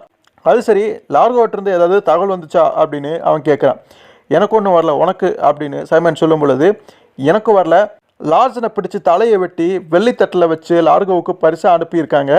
நாம் அவங்கள வேட்டையாடிட்டு இருக்கோம் அப்படிங்கிறது அவங்களுக்கு தெரியும் அப்படிங்கிறது தெனாவெட்டாக காமிச்சிருக்காங்க சைமன், ஜாக்கிரதையாக இருந்துக்க அப்படின்னு அந்த பைலட் சொல்லும் பொழுது தான் அந்த லார்ஜனுடைய தலையை வெட்டின அந்த மோசமானவங்க, அந்த கும்பலை சேர்ந்தவங்க யார் அப்படிங்கிறத ஏற்கனவே கண்டுபிடிக்கிற அந்த முயற்சியில் தான் இவங்க ஈடுபட்டு இருக்காங்க அப்படிங்கிறது புரியுது. குறிப்பாக சைமன் வந்து வின்ச்சேருடைய இந்த நிறுவனத்துக்கு இப்போதைக்கு பிரசிடெண்ட்டாக இருந்தாலுமே அது சார்ந்த வேலைகளை அவர் சரியாக பார்க்கலினாலுமே கூட முக்கியமாக அவர் இங்கே வந்தது இந்த விஷயங்களை கண்டுபிடிக்கிறதுக்காக தான் லார்கோ அமைச்சிருக்காரு அப்படிங்கிறது தெளிவாக புரியுது. அதுக்கப்புறம் அவர் பாத்ரூம் போயிட்டு வந்துடுறாரு. அதிகாரிகள் எல்லாமே அங்கே நின்றுட்டுருப்பாங்க. ஸோ நம்ம வேலையை வந்து ஸ்டார்ட் பண்ணலாமா பிரசிடென்ட் அப்படின்னு கேட்கும்பொழுது, இப்போதைக்கு வேணால் எனக்கு ஒரு அவசர வேலை இருக்குது அப்படின்ட்டு சைமன் வந்து திரும்பவும் அந்த அதிகாரிகளை புறக்கணிச்சிட்டு போயிடுறாரு. எங்களா போகிறார் அப்படின்னு பார்க்கும்பொழுது கடலில் ஒரு ஷிப்பில் வந்து ஜாலியாக பொழுதை கழிச்சிட்ருக்காரு. அதாவது அந்த செக்ரட்டரி, அந்த பெண்ணு தான், அவருடைய பேர் வந்து பெலிண்டா. ஸோ சைமன் சொன்ன முக்கியமான வேலை அதுதான் அப்படிங்கிறது புரியுது. ஸோ சைமன் வந்து கடல் அப்படியே ரசிச்சிட்ருக்காரு அந்த ஷிப்பில் இருந்து. அப்போ அந்த பெலிண்டா ஒரு வேலையை பண்ணுறான். அங்கே அந்த கண்ணாடி பாட்டில் இருக்குது, அதை எடுத்துகிட்டு வந்து சைமனை அடித்து வீழ்த்தணும் அப்படிங்கிறதுக்காக பின்னாடி வரா. அவள் பாட்டிலை அடிக்க வரக்கூடிய அந்த சமயத்தில் கடல் தண்ணியில் அவள் வந்து பின்னாடி தாக்க வரா அப்படிங்கிற அந்த விஷயம் வந்து சைமனுக்கு தெரிஞ்சது, ரிஃப்ளெக்ட் ஆகிடுது. உடனே அவர் தடுத்து அவளை வந்து கடலில் தூக்கி போட்டுறாரு. ஸோ அந்த மர்ம நபர் கார்ச் வந்து சைமனை கொல்றதுக்காக தான் அந்த பொண்ணாங்க அனுப்பியிருப்பார். அந்த முயற்சியில் அவள் தோத்துட்டா. அங்கே சைமன் பேசுகிறான், சுறாக்களுக்கு அழகிகள்னால் ரொம்பவும் பிடிக்கிறதுக்கான வாய்ப்பு இருக்குது, அதனால் உனக்கு கடிக்காமல் வர்றதுக்கான வாய்ப்பு இருக்குது அப்படின்னு சைமன் அங்கே வேடிக்கையாக பேசும் பொழுது கடலுக்குள்ளே விழுந்த அந்த பெலிண்டாவுக்கு பயம் வந்தது. சைமன் என்னை காப்பாற்றுங்க, நான் எல்லா உண்மைகளுமே சொல்லிடுறேன், நான் ஒத்துக்கிறேன் அப்படிங்கிற மாதிரி அவள் சொல்கிறான். அதுக்கப்புறம் அங்கே என்ன நடக்குது அப்படிங்கிற நமக்கு காட்டல. இங்கே அந்த மீட்டிங்க்கு வராங்க அந்த கமிஷனர். அவர் பேசுகிறாரு, டயாசிட்டில் மார்ஃபின் ஹைட்ரோகுளோரைடு அப்படிங்கிற ரசாயன பெயரும் மார்க்கெட்டில் ஹெராயின் அப்படிங்கிற இந்த பவுடருடைய நதி மூலம் ரிஷி மூலம் எல்லாமே இது ஒன்றும் பெரிய மர்மம்லாம் கிடையாது. கஞ்சா விதைகளிலிருந்து கிடைக்கக்கூடிய துகள்கள் சோடியம் பை கார்பனேட்டோடு சேர்ந்துட்டா கிடைக்கிறது மார்ஃபின். இந்த சரக்கை பின்னாடி அசட்டிக் ஆன்ஹைட்ரேட் எனும் அமில திரவத்தோட கரைசலாக்கி வடிகட்டும் போது ஹெராயின் வந்து கிடைக்குது. 1 கிலோ மார்பின் தயாரிக்க 10 கிலோ கஞ்சா துகள்கள் தேவைப்படும். 1 கிலோ மார்பின்ல இருந்து கிடைக்கக்கூடிய ஹெராயின் அந்த வெயிட் எடை வந்து 850 கிராம் மட்டுமே. அதனுடைய சுத்தம் வந்து 60% 95% வரைக்கும் இருக்கும். ஹெராயினுக்கு அடிமையான ஒரு நபரின் ஒரு நாள் தேவை, அதாவது ஒரு ஹிட் சுமார் 0.085 கிராம். ஒரு ஹிட்டினுடைய விலை வந்து $100. அப்படின்னா 850 கிராம் என்ன விலைன்னு நீங்களே கணக்கு போட்டு பார்த்துங்க அப்படின்னு கமிஷனர் சொல்லும் பொழுது கோக்கரனுக்கு தூக்கி வாரி போடுது. அது $1 மில்லியன் பெருமானம் மதிப்புள்ளது அப்படின்னு அவர் சொல்றாரு. எஸ் மிஸ்டர் கோக்கரன், மிஞ்சி மிஞ்சி போனால் $1000 பெருமானம் உள்ள 10 கிலோ கஞ்சா 850 கிராம் ஹெராயினா அவதாரம் எடுக்கும்போது அதனுடைய மதிப்பு லட்சம் மடங்கு உயரும். ஹெராயின் கடத்தல எக்கச்சக்கமான ரிஸ்க்குகள் இருந்தாலுமே சில நேர்மை இல்லாத பணமுதலைகள் சர்வதேச அளவில் இளைஞர்களை கெடுத்து நாசம் செய்ய துணிகிறது ஏன்னு இப்போ உங்களுக்கு புரியுதா? வேறு எந்த தொழிலோ சூதாட்ட அரங்கமோ தராத அபரிமிதமான வருமானம் ஹெராயின் கடத்தல இருக்குது அப்படிங்கிறது தான் மூலக்காரண ஜென்டில்மேன். தாய்லாந்து, பர்மா மற்றும் லாவோஸ் நாட்டுடைய எல்லைகளுக்குட்பட்ட தங்க முக்கோணம் என்று அழைக்கப்படும் ஒதுக்குப்புறமான மலை பிராந்தியம் தான் உலகுடைய கஞ்சா விளைநிலம். வருஷத்துக்கு 5000 டன் கஞ்சா இங்கிருந்து உலகுக்கு பயணமாகுது. அப்போ அந்த டோனாகியோ அங்கே பேசலாம், என்னுடைய அப்பாவோட இடத்துல நான் வந்து அமர்றதுக்கு முன்னாடி விஞ்சி அடிக்கடி பல நாடுகளுக்கு பயணம் செஞ்சுருக்கா, அப்படி குறிப்பாக ஆசிய நாடுகளுக்கு, சரிதானா அப்படின்னு சல்லிவனை பார்த்து கேட்கும் பொழுது அவர் சொல்கிறாரு, அதனால என்ன, ஒவ்வொரு வருஷமும் லட்சக்கணக்கில் டூரிஸ்ட்டுகள் ஆசிய நாடுகளுக்கு போய் வர்றது சகஜம் தானே, அவங்க எல்லாருமே போதை மருந்து கடத்தல்காரர்கள் ஆகிடுவாங்களா என்ன அப்படின்னு கேட்குறாரு. ஆனால் மற்ற டூரிஸ்ட்டுகளிலிருந்து லார்கோவை பிரித்து பார்க்கக்கூடிய ஒரு விஷயம் இருக்குது. ஸ்வைக் லார்சன் என்ற ஒரு நபர் அப்படின்னு சொல்லும் பொழுது லார்சன் தான் அங்கே குறிப்பிடுறாங்க, அவனை பற்றி பேசுகிறாங்க. இதுக்கடையில் ஏதோ ஒரு இடத்துல ஒரு பழைய வீட்டில் நம்ம லார்கோ வந்து காய்ச்சாங்க. அங்கே ஒரு வயசான நபர் இருக்கார். லார்கோவுக்கு தெரிஞ்ச ஒரு நபர் தான் போல் நண்பராற்றுக்கு. அவர் அப்போதைக்கு அங்கே பதுங்கி இருக்காரு அப்படிங்கிறது புரியுது. ஸோ அங்கே அந்த வயசான நபர் லார்கோவும் ஜாலியாக வேடிக்கையாகவும் அங்கே பேசிகிட்டு இருக்கிறாங்க. அப்போதைக்கு லார்கோ அங்கே பதுங்கி இருக்காரு அப்படிங்கிறது மட்டும் புரியுது. அடுத்து லார்கோடைய திட்டம் என்ன அப்படிங்கிற நமக்கு தெரியல. ஸோ திரும்ப அங்கே அந்த மீட்டிங்க்கு வராங்க. கோக்கரன் வந்து அங்கே பேசுகிறாரு. பிரான்ஸோடைய துறைமுக நகரமான மார்சைலில் செயல்பட்டு வந்துட்டு இருந்த ஹெராயின் உற்பத்தி மையம் 1971 முற்றிலுமாக ஒழிக்கப்பட்டதை அடுத்து இந்த தொழில் ஆசியாவுக்கும் லத்தீன் அமெரிக்காவுக்கும் இடம்பெயர்ந்துச்சு. ஆனால் இப்போ ஐரோப்பாவில் மிகப்பெரிய உற்பத்தி தொடங்கப்பட்டிருப்பதா நம்பகமான தகவல் கிடைச்சிருக்கு. குறிப்பாக சொல்லணும்னா கமிஷனர் கரேலுடைய தாயகமான நெதர்லாந்தில் அப்படின்னு அங்கே இருந்த கமிஷனர் இருக்கார்ல, அவருடைய தாய்நாடு இருக்கும் பார்த்தீங்களா, அந்த நாட்டில் தான் வந்து இப்போ அதிகமாக அங்கே நடந்துட்டு இருக்கும் போல இருக்குது. அப்போ அந்த கமிஷனருமே பேசுறாரு, போதைப்பொருள் தடுப்பு சட்டங்கள் போதுமான அளவில் கடுமையாக என்னுடைய நாட்டில் இல்லை அப்படிங்கிற மாதிரி அவர் சொல்ல வராரு. ஆனால் எங்களுடைய கவனத்துக்கு சமீபமாக வந்திருக்கக்கூடிய நிறுவனத்துடைய செயல்பாட்டில் ஒரு தனித்துவம் இருக்குது. 1 கிராம் ஹெராயினை கூட ஐரோப்பாவில் வச்சுக்காம மொத்த தயாரிப்பையுமே அமெரிக்காவுக்கு அனுப்பி வச்சிருது. அதனால் ஐரோப்பாவில் எந்த ஒரு கைமாற்றமும் நிகழலை அப்படிங்கிறத நிரூபிக்க எங்களுக்கு ரொம்பவே சிரமமாக இருக்குது. அப்போ கோக்கரன் கேட்குறாரு, நீங்கள் குறிப்பிட்றது எந்த நிறுவனத்தை அப்படின்னு கேட்கும் பொழுது, ஆமாம் மிஸ்டர் கோக்கரன், லார்கோவுக்கு இந்த நிறுவனத்தோட தொடர்பு இருப்பதாக நாங்கள் சந்தேகப்படுறோம் அப்படின்னு கமிஷனர் சொல்கிறாரு. நுட்பமான பொருட்கள் எதுவுமே தேவைப்படுறது கிடையாது. நிறைய அசட்டிக் அன்ஹைட்ரைட், தராசு, தண்ணீர் குடுவைங்க, 2 ஹீட்ரு, ஒரு இங்கு பேட்டரி, ஒரு பம்ப், கூடவே கொஞ்சம் சராசரியான ரசாயன பொருட்கள் இருந்தாலே போதுமானது. இது எல்லாமே மலிவானது, களத்திற்குள்ள சாதாரணமாக கிடைக்கக்கூடியது. ஹெராயினுடைய சுத்தம் பயன்படுத்தக்கூடிய கருவிகளில் கிடையாது, அதை தயாரிக்கக்கூடிய கெமிஸ்ட்ரிகளுடைய தொழில்நுட்ப திறமையில தான் இருக்குது அப்படின்னு சொல்கிறார். ஒரு மாமூலான ஹிட்டில் போதுமான கிக்கு கிடைக்கணும் அப்படின்னா ஹெராயினுடைய சுத்தத்தன்மை உச்சத்தில் இருக்கணும். ஆக 95% சுத்தம் கொண்ட சரக்குடைய விலையும் கிராக்கியும் அலாதியானது. இந்த 95% சாதிச்சு காட்டக்கூடிய ஒரு கெட்டிக்கார கெமிஸ்ட்ரி கிடைச்சா உற்பத்தி ஆகக்கூடிய ஒவ்வொரு கிலோ ஹெராயினுமே குறைஞ்சபட்சம் $3,50,000 கூடுதலாக விலை கிடைக்கும் என்பதால் இது ஒரு முக்கிய அம்சம் இந்த தொழில். இன்னைக்கு வரைக்குமே 95% சுத்தத்தை சாதிச்சு காட்டிய கெமிஸ்ட்ரிகளில் 2 பேர் தான். முதல் நபர் வந்து ஜோசப் பெசாரி, ஒரு கார்சிகா நாட்டவன். 1972 ரூமில் வந்து தூக்கு மாட்டி இறந்துட்டான். ஸோ இப்போ நான் சொன்ன இந்த விவரம் இருக்குது பார்த்தீங்களா, இது வந்து உண்மையானது, நிஜமானது, ஒரு கதை சார்ந்து மட்டும் கிடையாது. 2வது நபர் கொஞ்சம் புதிரானவன், நார்வே நாட்டவன், அதாவது நீங்கள் ஏற்கனவே சொன்ன அந்த லார்சன் அப்படின்னு ஸ்டாலின் வந்து முன்னாடியே புரிஞ்சுக்கிறாரு.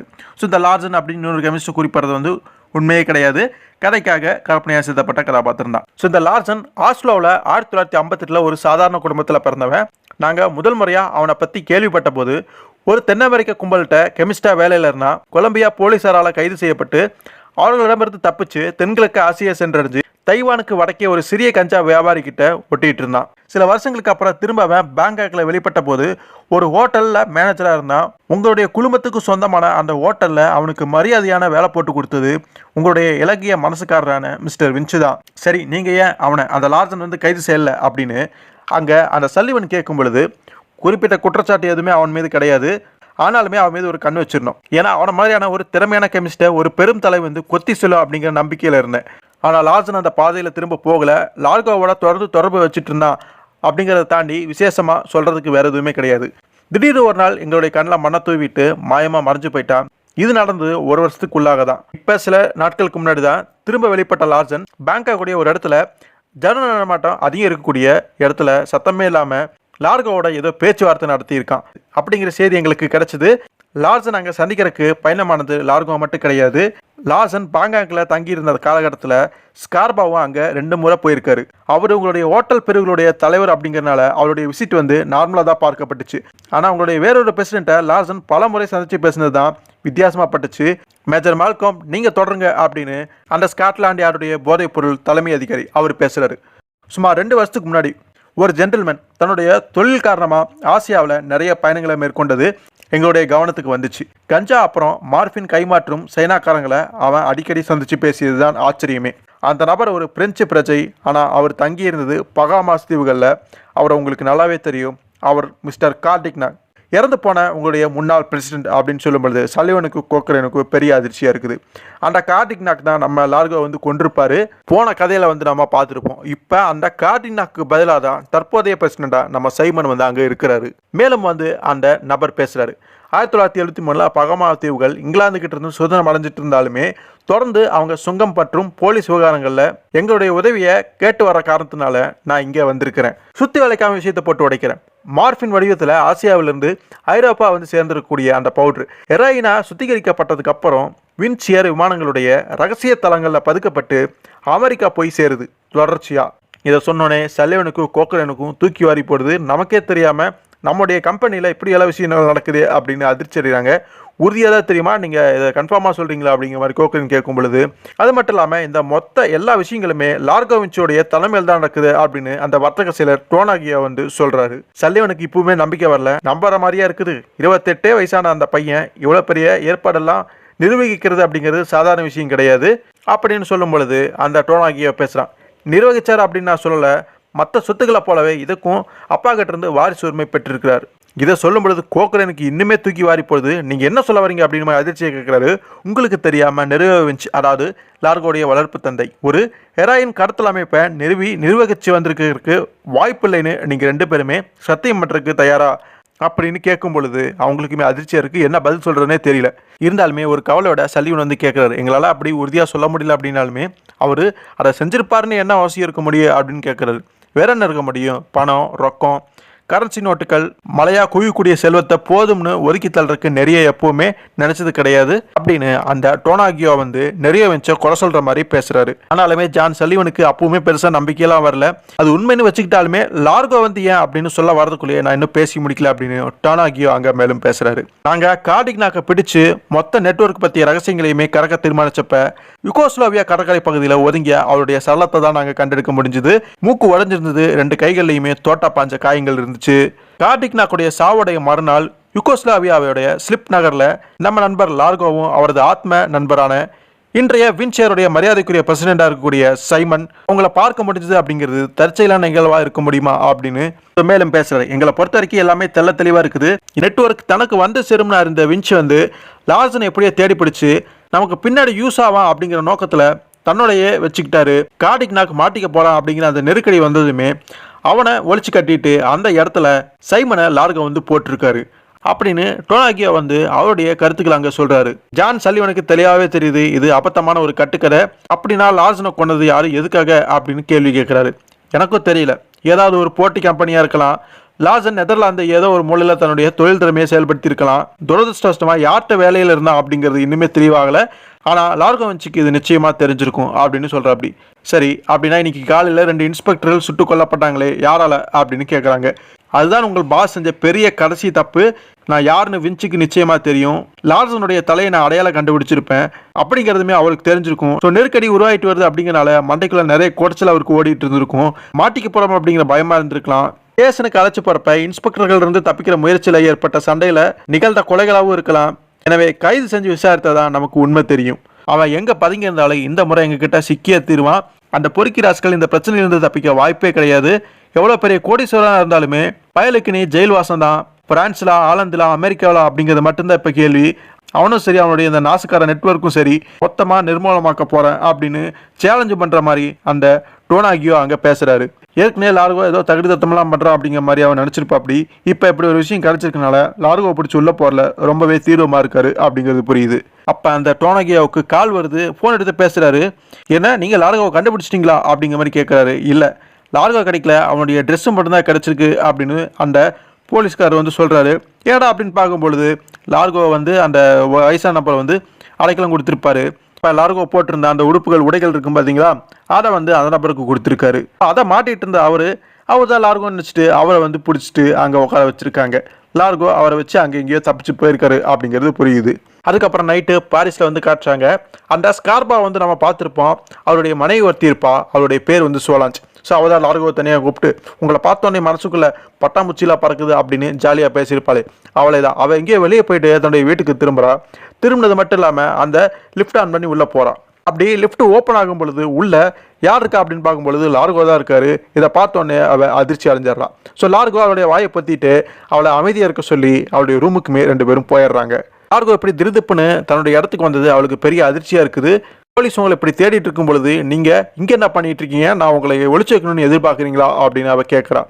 அதெல்லாம் ஒன்று வேணாம், இப்போதைக்கு நான் குளிக்கணும்னு ஆசைப்பட்றேன். குளிச்சுட்டு வந்தோடனே சாப்பிட்றதுக்கு ரெடி பண்ணி வச்சினா எனக்கு நிம்மதியாக இருக்கும், சூப்பராக இருக்குது அப்படின்னு ஜாலியாக வேடிக்கை அவர் பேசுகிறாரு. அது மட்டும் இல்லாமல் படகுத்துறையில் உன்னுடைய ஒரு படகு நிற்கிறதா கேள்விப்பட்டேன். அந்த படகுல கடலில் உன்னோட பொழுது கழிக்கிறதுக்கான அற்புதமான வாய்ப்பு எனக்கு கிடச்சிருக்கு அப்படின்னு அவர் பாட்டுக்கு என்னென்னமோ பேசுகிறாரு. அதுக்கு அந்த சோலாஞ்ச் அந்த பெண்ணுமே அங்கே பேசுகிறான். இது பைத்தியக்காரத்தெல்லாம் நாட்டில் இருக்கிற அத்தனை பேருமே உங்களை தான் வந்து தேடிக்கிட்டு இருக்காங்க. எல்லா பேப்பர்லையுமே உங்களுடைய ஃபோட்டோ வந்து போடப்பட்டிருக்கும்.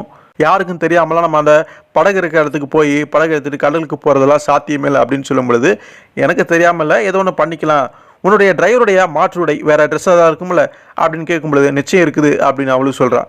ஸோ அது மூலமாக அந்த உடைகளை மாட்டிட்டு யாருக்கும் தெரியாத மாதிரி காரில் எப்படியோ போய் அந்த படகு பிடிச்சி எஸ்கேப் ஆயிடலாம் அப்படின்னு எல்லாருக்கும் நினைக்கிறாரு. ஸோ அவர் செஞ்சு கொடுத்த அந்த உணவு எல்லாமே சாப்பிட்டுட்டு உடனே நம்ம இங்கிருந்து கிளம்புறது தான் நல்லது அப்படின்னு சொல்கிறாரு.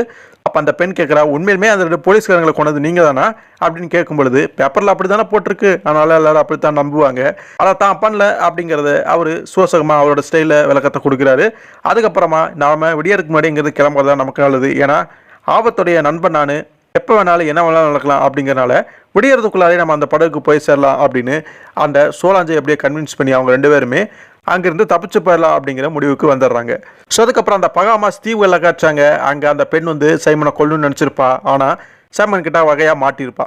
சைமன் என்னதான் கடலில் தூக்கி போட்டிருந்தாலுமே அவள் காப்பாற்றுங்க அப்படின்னு சொன்னதுனால அவளுமே காப்பாற்றுனதுனால அந்த எல்லா உண்மைகளுமே அவள் சைமன் கிட்ட வளரிடுறா.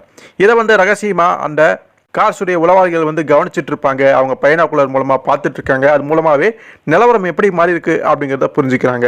ஸோ அந்த பெண் வந்து சைமன் கிட்ட எல்லாத்தையும் வளரிட்டா போல இருக்கு. அது அவளுடைய மூஞ்சியை பார்க்கும்போது நல்லாவே தெரியுது அப்படிங்கிறத புரிஞ்சுக்கிட்டோன்னே அவங்க 2 பேர்த்தையும் கொல்றது தான் நமக்கு நல்லது, நம்ம பாசத்தை விரும்புவார் அப்படின்னு அவங்க 2 பேர்த்தையுமே கொல்றதுக்காக அங்கே அவங்க போய்கிட்டு இருக்காங்க. இங்கே சைமனும் அந்த பெண்ணும் ஒரு காரில் வந்து போய்கிட்டு இருக்காங்க. அப்போ அந்த பெண் வந்து பேசுகிறான், நம்ம உடனே இந்த தீவை விட்டு போகணும், இல்லைன்னா நம்ம உயிருக்கே ஆபத்து, என்னுடைய ஆட்களை பற்றி உங்களுக்கு தெரியாது, அவங்க மோசமானவங்க கொடூரமானவங்க அப்படின்னு எச்சரிக்கிறா. ஆனால் நம்ம சைமன் வழக்கம் போல் ஜாலியாகவே அதை கண்டுக்காமல் போய்கிட்டு இருக்காரு.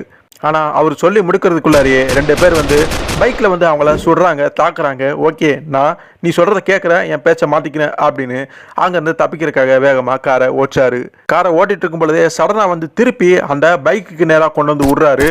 இதனால் 2 பைக்குமே அங்கே கார் மேலே மோதி தடுமாறி 2 பக்கமாக பிரிஞ்சு அங்கே விழுந்துருது.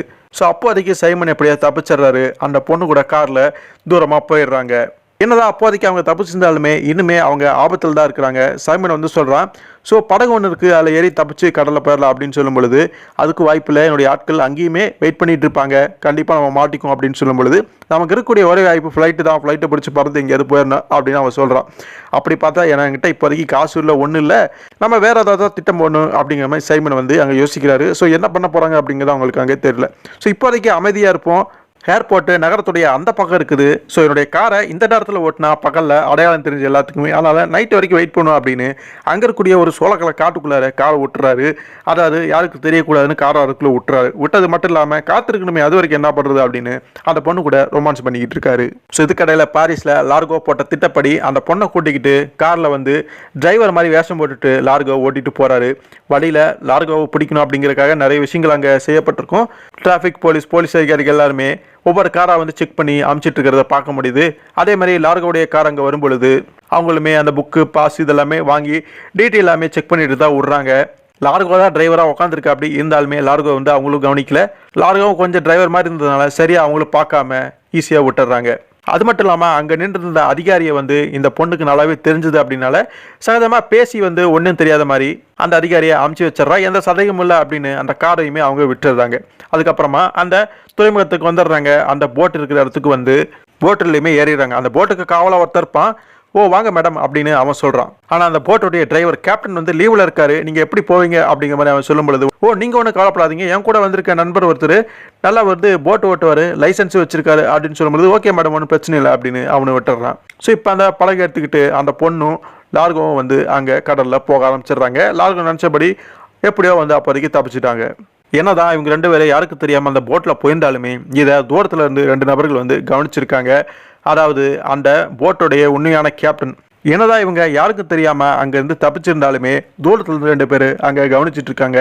அது அந்த லெமர்சன் அந்த போலியான லாயர் தான். அவன் லார்கோ ஃபாலோ பண்ணிட்டு தான் இருந்திருக்கான் அப்படிங்கிறது புரியுது. கூட இன்னொரு நபருமே இருக்கான், அவன் யாரு அப்படிங்கிறது தெரியல. ஸோ கூட இருக்கவன் தான் அந்த போட்டோடைய ஒரிஜினல் கேப்டன் மாதிரி தெரியுது. ஸோ அங்கிருந்த மனுஷன் அவர் ஏதோ லீவில் இருக்கிறதா போய் சொல்லியிருப்பான் போல இருக்குது. இந்த லெமர்சன் அந்த லாயர் வந்து அந்த கேப்டன் கிட்ட தான் வந்து போலீஸ் அதிகாரி மாதிரி மாற்றி சொல்லி நான் லார்கோ பிடிக்கிறதுக்காக வந்திருக்கேன் அப்படிங்கிற மாதிரி அங்கே அவனை நம்ப வச்சிருப்பான் போல இருக்கு. அந்த நபருமே கேட்குறாரு, நீங்கள் ஏன் அவனை பிடிக்கல, நீங்கள் பாட்டுக்கு போக விட்டுட்டீங்க அப்படிங்கிற மாதிரி சொல்லும் பொழுது மேலிடத்து ஒருத்தர் அப்படி இப்போதைக்கு நான் அவனை கண்காணிக்கணும், அவங்க பத்திரமா ரொம்ப தூரம் போட்டு அதுக்கப்புறம் அவனை பார்த்துக்கலாம் அப்படிங்கிற மாதிரி அவன் சொல்கிறான். ஸோ இப்போ எதிரிகளுக்கு நம்ம லார்கோ கடலில் போயிட்டு இருக்கிற விஷயம் தெரிஞ்சிருச்சு. ஸோ அதுக்கப்புறம் அந்த மர்மமான எதிரி கார்ஸை வந்து காட்டுறாங்க. சைமனை வந்து கண்காணிச்சிட்டு இருந்திருப்பாங்களே அந்த ரெண்டு உளவாளிகள், அவங்க வந்து நடந்த விஷயத்தை வந்து அங்கே சொல்கிறாங்க. ஸோ அவங்களுடைய கார் நிற்கிறத மட்டும் தான் பார்த்தாங்களாமா, அவங்க எங்கே போனாங்க அப்படிங்கிறதே தெரியலன்னு சொல்கிறாங்க. ஸோ கடல் மார்க்கமாக தப்பிக்கிறதுக்கு அவங்க ஒன்றும் முட்டாள் கிடையாது. அது இல்லாமல் அவங்க தப்பிக்கிறதுக்கு வேறு வழி இருந்தால் அது நிச்சயமாக ஏர்போர்ட்டாக தான் இருக்கும், ஃப்ளைட்டில் ஏறி தப்பிக்கணும்னு நினைப்பாங்க. ஸோ நீங்கள் அங்கே தேடி பாருங்க அப்படிங்கிற மாதிரி அந்த கார் சொல்கிறான். ஸோ அவன் ஏற்கனவே ஏர்போர்ட்டில் ஆட்களை நிறுத்தி தான் வச்சிருக்கான். மொத்தம் 12 பேர், வாசலில் கண்காணிக்க 4 பேர் இருக்காங்க, விமான நிலையத்துக்குள்ளே ஏர்போர்ட்டுக்குள்ளே 5 பேர், ஏர்கப்பில் 3 பேர் இருக்கிறாங்க.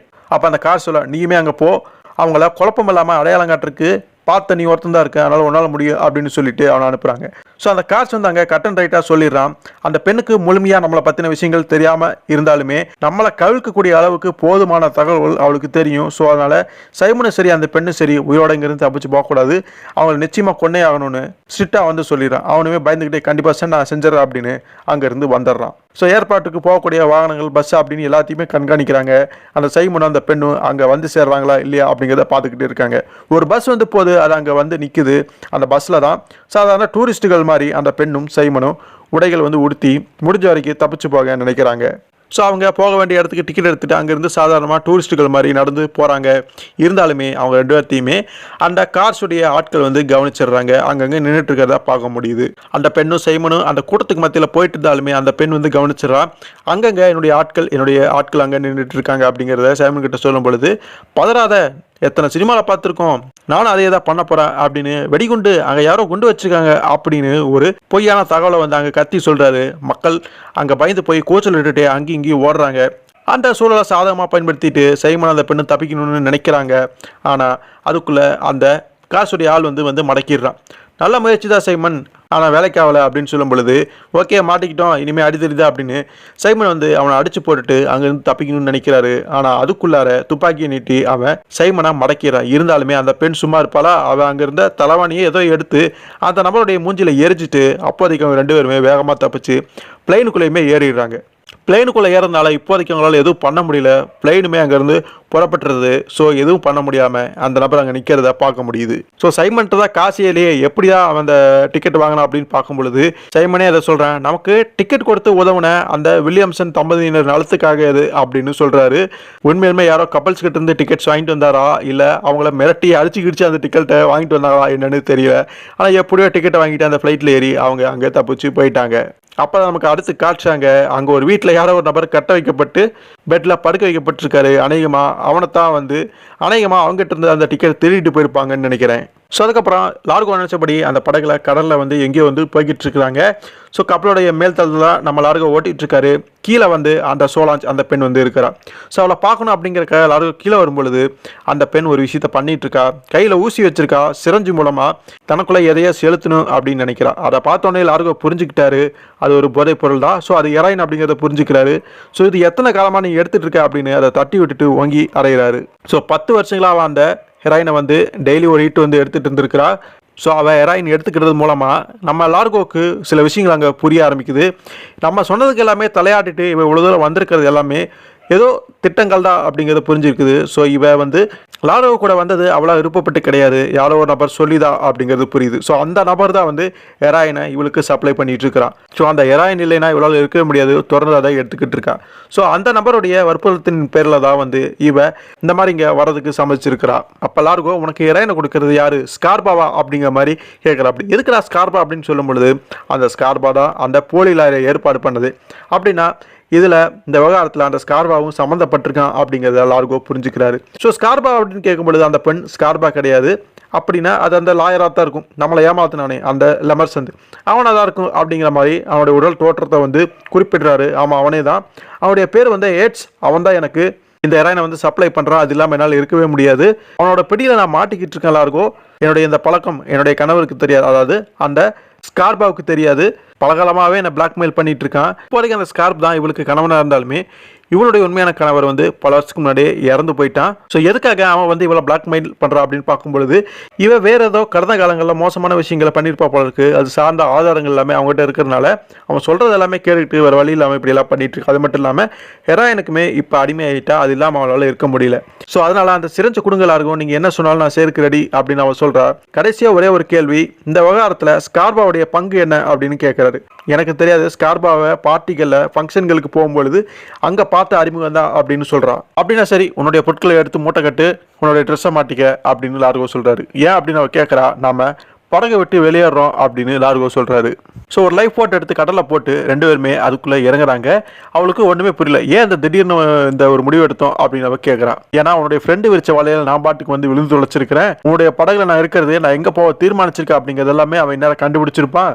சதுரங்கத்தோட வெற்றியின் ரகசியம் வந்து எதிரியுடைய நகரத்தில் ஈகக்கூடிய திறன். ஆனால் எனக்கோ நம்ம எதிரி அடுத்து என்ன பண்ண போகிறான் அப்படிங்கிற அந்த விஷயமே எனக்கு தெரியாது. அதனால முன்னெச்சரிக்கையா அப்படின்னு அவர் சொல்லி முடிக்கிறதுக்குள்ளேயே அந்த போட் அங்கே வெடிச்சு செதறுது. இந்த விஷயம் தெரிஞ்ச உடனே லார்கோ உடனே நம்ம இந்த போட்டை விட்டு வெளியே போயிடலாம் அப்படின்னு அவர் எடுத்த முடிவு ரொம்ப சரியானது. கொஞ்சம் தாமதிச்சிருந்தாலுமே அங்கேயே 2 பேருமே வெடிச்சு செதறி இறந்து போயிருந்திருப்பாங்க. இது அந்த சோலாஞ்ச் அந்த பெண்ணுக்கு பெரிய அதிர்ச்சியாக இருக்குது. ஸோ லார்கோவை அந்த படகுகளை வச்சு தீர்த்து கட்டுறது தான் அந்த போலி லாயருடைய திட்டம் அப்படிங்கிறது புரியுது. ஸோ அதுக்கப்புறம் அவங்க 2 பேருமே முதல்ல இங்கிருந்து கரையேறும் அப்படின்னு வேகமாக துடுப்போட்டு அங்கே போய்கிட்டு இருக்காங்க. ஸோ அடுத்து நியூயார்க் அக்டோபர் 19 திங்கக்கிழமை டபிள்யூ குழுமத்துடைய அந்த தலைமையகம் இருக்கும் பார்த்தீங்களா, அங்கே வந்து காட்டுறாங்க. ஸோ இந்த போட்டு வெடிச்ச அந்த செய்தி வந்து பார்த்தீங்கன்னா உங்களுக்கும் தெரிஞ்சிருக்குது. அந்த போட்டில் தான் லார்கோவும் அந்த பொண்ணு இருந்திருக்காங்க, அந்த தகவல்கள் எல்லாமே உங்களுக்கும் தெரிஞ்சிருக்குது. ஸோ அதில் லார்கோவும் அந்த பொண்ணும் இறந்துட்டாங்களா இல்லையா அப்படிங்கிற விஷயமெல்லாம் அவங்களுக்கு அங்கே உறுதியாக தெரியல. இருந்தாலுமே கோக்ரேன் வந்து அங்கே சொல்கிறாரு, இந்த வின்சியர் அல்லது ஹெராயின் கடத்தல் சம்மந்தப்பட்ட அந்த விஷயங்கள் எதுவும் சேர்த்து பேசப்படல, அப்படி பத்திரிகையாளர்களோ செய்திகளோ எதுவும் வரல அப்படின்னு கொஞ்சம் அவர் நிம்மதியாக வந்து சொல்கிறாரு. ஸோ அந்த வர்த்தக செயலர் அந்த டோனாகியோ வந்து நிறைய வச்சு இந்த மாதிரி செய்யறதுக்கான வாய்ப்புகள் இருந்திருக்கும் அப்படிங்கிற ஒரு கருத்தை வந்து முன் வச்சிருப்பாரு. அதை வந்து அவங்க பெருசாக வந்து நம்பலை. என்னதான் நிறைய வச்சு வந்து ஒரு மோசமானவர் தான், இருந்தாலுமே கடத்தல் சார்ந்த இந்த விவகாரங்களில் ஈடுபட்டிருக்க மாட்டாங்க அப்படின்னு சல்லிவனும் சரி கோக்ரனும் சரி அங்கிருந்த இன்னொரு அதிகாரியும் சரி அவங்க 3 பேருமே உறுதியாக வந்து நம்புகிறாங்க. எது எப்படினாலும் இப்போதைக்கு இந்த குழுமத்துடைய முழு பொறுப்பையும் நான் தான் ஏற்றுக்கணும் அப்படிங்கிறனால அது சம்மந்தமாக அட்டார்னி ஜெனரலை பார்த்து கலந்தோசிக்கலான்னு முடிவு பண்ணியிருக்கேன் அப்படின்னு அவர் அங்கே பேசிகிட்டு இருக்கும் பொழுது அதுக்குள்ளே என்ன அவசரம் மிஸ்டர் கோக்ரேன் அப்படின்னு அங்கே சைமன் அந்த பெண்ணும் திடீர்னு அங்கே வந்து நிற்கிறாங்க. லார்கோ கைது செய்யப்பட்டதாவோ அல்லது இறந்துட்டதா அஃபிஷியலாக இன்னும் செய்தி வரல, அதுக்குள்ளேயே அவசரப்படுறீங்க அப்படின்னு சைமன் அங்கே பேசுகிறான். கோக்ரேனுக்கு அவனை பார்த்தோடனே கடுப்பாயிருது. உனக்கு இங்கே என்ன வேலை சைமன், நீ எப்படி இங்கே வந்த அப்படின்னு கேட்குறாரு. அப்போ சைமன் கோக்ரனுக்கு பதில் சொல்கிறதுக்கு முன்னாடி தான் கூட அந்த பெண்ணை வந்து முதல்ல அனுப்பி வைப்போம் அப்படின்னு சொல்லிட்டு அங்கே ஒருத்தி கூப்பிட்டு இவளை பார்த்துங்க, அவசரமாக இவங்க கூட கிளம்பி வர்றது மாதிரியான சூழ்நிலை ஏற்பட்டுருச்சு, இவங்க குளிக்கிறதுக்கும் மாற்று உடைகளுக்கு ஏற்பாடு பண்ணித்தாங்க அப்படின்னு சொல்லிட்டு அவளை அனுப்பி வச்சுட்டு சைமன் அங்கே பேச ஆரம்பிக்கிறாரு. சல்லிவன் கேட்குறாரு, நேராக விஷயத்துக்கே வருவோம். ஹெராயின் கடத்தலில் லார்கோ ஈடுபட்டிருப்பதா போதை தடுப்பு பிரிவினர் வந்து குற்றம் சாட்டியிருக்காங்க, அதில் உனக்கு பங்கு இருக்குன்னு சொல்லப்படுது. ஆமாம், பங்கு இருக்குது. ஆனால் நீங்கள் நினைக்கிற மாதிரி கிடையாது.